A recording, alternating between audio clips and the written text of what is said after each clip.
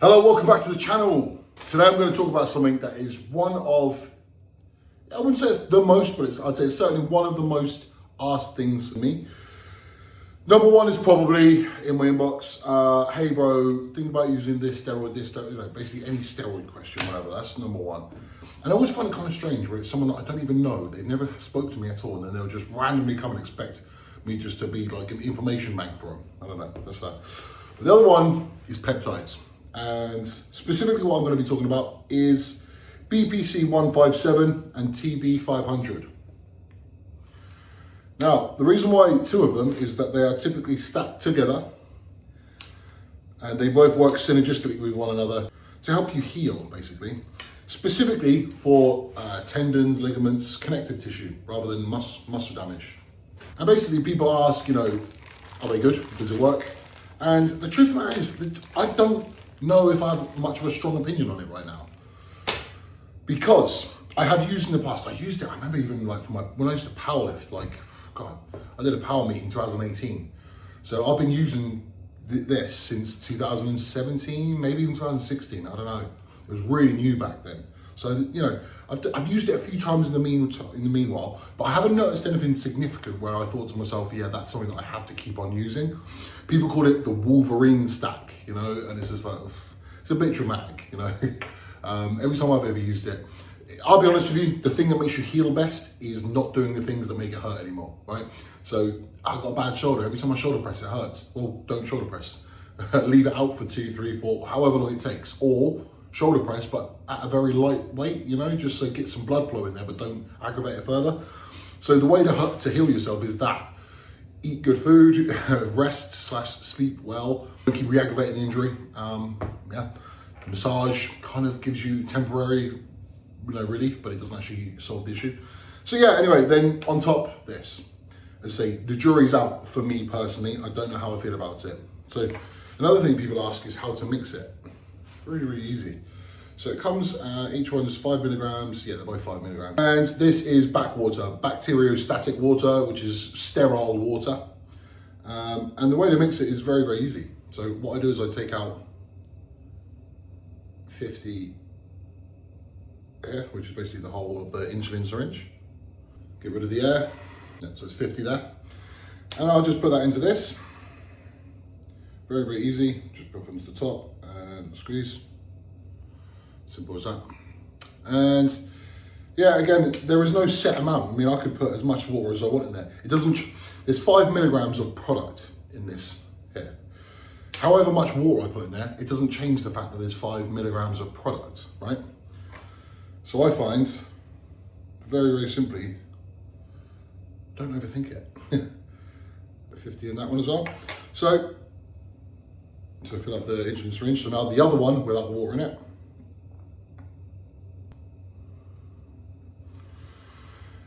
Okay, that is it. So there is an insulin syringe full in both of them now. So it's the same amount of water in both. Very, very easy. I'll grab a fresh one because that one's obviously been used now. Now I wait for them to basically constitute so it's completely liquefied and there's none of the powder left. And then I mix them together. Okay, so I've got it. And then a little bit of air in there, get rid of. Good to go. Mix that in with the other one, which other liquid in there. So that's done and dusted. So now both of them are mixed into this one here. Now what I'll do is I'll pull out 10 on the insulin needle. So bearing in mind I pulled out 50 before. What I'll do is I'll pull out 10, inject, 10, inject. And I'll probably do that twice a day. I'll do morning and evening. So it's going to last me 10 administrations basically, isn't it? So that'll be 5 days worth.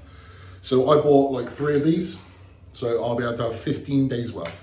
And I'll be able to let you know if it works. And what all of this stems from is I had an arm wrestling competition on the 1st of November. We are now the 4th of January and I'm still struggling a little bit. Like there's no pain like day to day, just like walking around or whatever. But like when I go to do a bicep curl with a supinated wrist, the eccentric hurts, like coming down. So there's still a little bit of an issue around my sort of like elbow joint in here. It's definitely not muscular, it's definitely like connective tissue. And it doesn't seem to be getting any better, which is weird. Normally, like, it does get better. Like, you just give it time and it gets better. But it's not really getting better. It's one of the first times in my whole life that this has happened before. That it doesn't seem to be doing what I want it to. So that's why I've recruited help, see if it works. So I'll be able to tell you very soon if it works.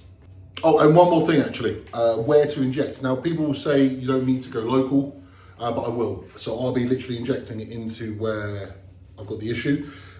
It's systemic, so realistically speaking, you can put it anywhere. And where they're just insulin needles, it will just be really easy to do, intramuscular, sort of like subcutaneous intramuscular, whatever. But yeah, I'm going to go specifically into the area where it hurts. I'm going to show you now. Okay, so that's that.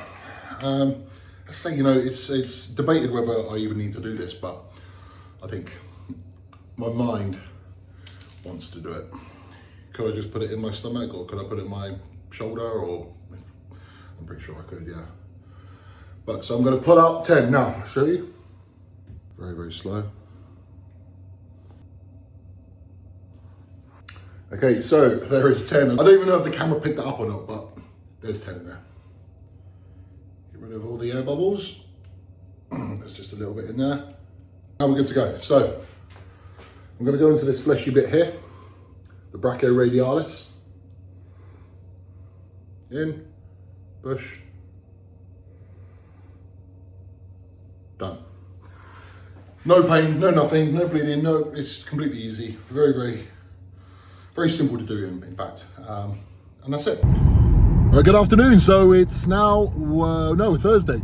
It's Thursday the 8th of January now. It's still too early to know whether the peptides are working or not. I actually did an arm session yesterday and it was okay. I did arm wrestling practice today. And again, I'm not in any extra pain.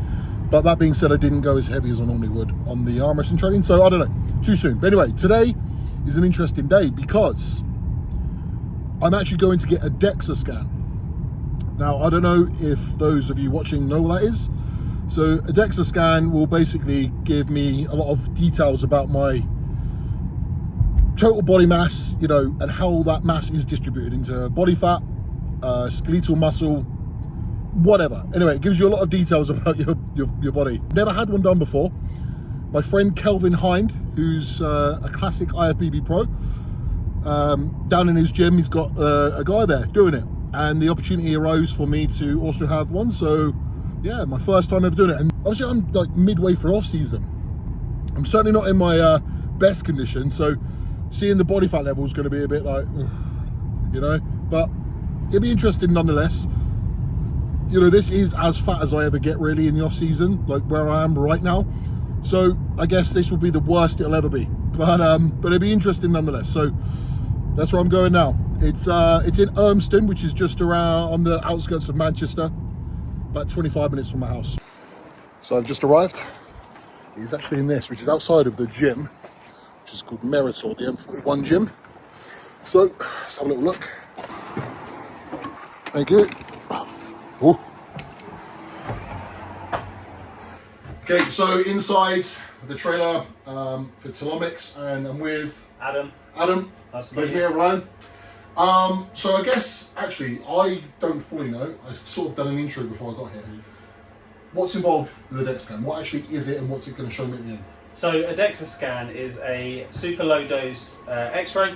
And from that, what we get is a measure of your muscle mass, your bone density, and your fat. And from that, we can calculate body fat percentage, we can calculate visceral fat, bone density, and total muscle mass. So I was just saying as well, I was like, oh God, it's come just as I'm in off season. Yeah. And I'm carrying a little bit of extra weight at the moment, which is on purpose, but still I'm carrying a bit of extra weight. How will that affect the result? Does it matter where you do it or what time you do it? So if someone who's competing and getting on stage, it's probably worth doing it at different points during the year, peak off season, peak on season, just so you can get a feel for how your body's reacting to what you're doing, your diet and your training. Yeah. For someone who isn't training, depends what they're doing. If they're focused on a recomp, then we would say, every 3 to 4 months is a good time frame to get a scan and to understand what's happening in your body. But yeah. We were just saying off camera as well, different body fat percentages. Like so very often people get caught up thinking they have to be a certain body fat percentage to be a certain level of like how that looks. Yeah. But different levels of body fat affects different. Like the way someone looks at 10% on someone else is very, very different.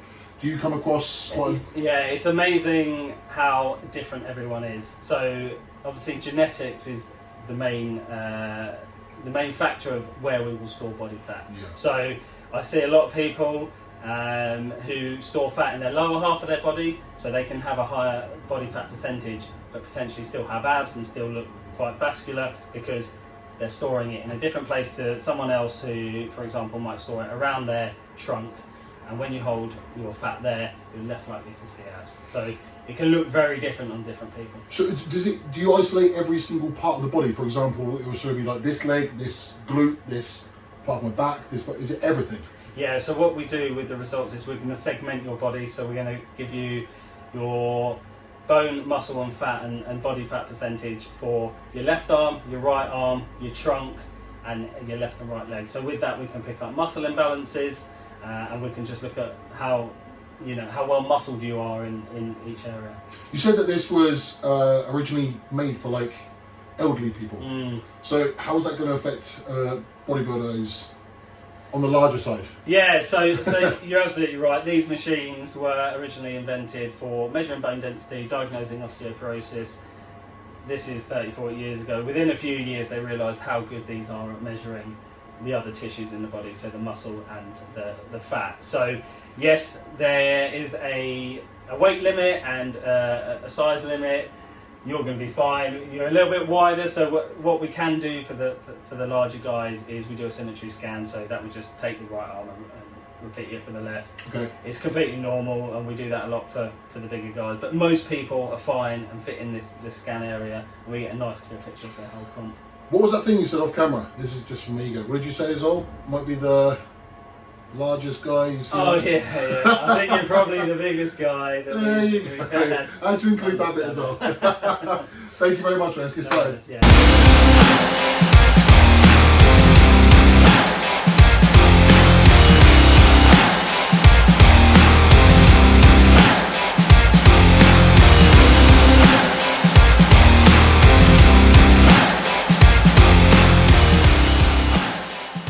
So my results are back from Telomics.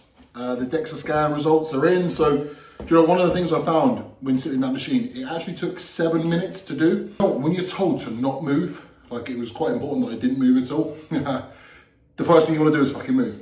So yeah. Anyway, yeah, I got my results back, and I'm literally looking at it in real time, so I actually don't know what it is at the moment. So let's find out where I'm at. Okay, so the first initial bit of the email, I have a Z score, so I've got 3.4, significantly above average bone density, okay? Sufficient in calcium and vitamin D. The next one is visceral fat, so measured at 120 centimeters, which is above the ideal range. I guess that's off season, but that definitely doesn't fill me with a lot of hope. That's not great.